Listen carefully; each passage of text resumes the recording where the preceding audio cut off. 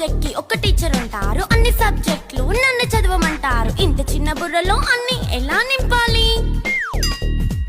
Class work, home work, fair notes అంటారు. Subject కి 3 books పెట్టి బ్యాగ్ నింపుతారు. ఇన్ఫాక్ట్ నా బరువు కన్నా నా బ్యాగ్ బరువే ఎక్కువ.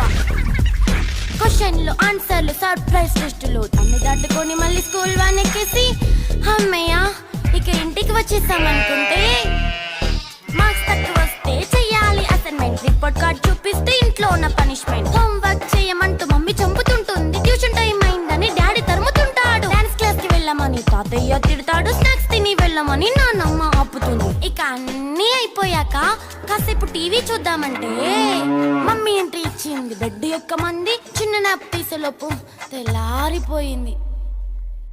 అయ్యో మళ్ళీ మొదలు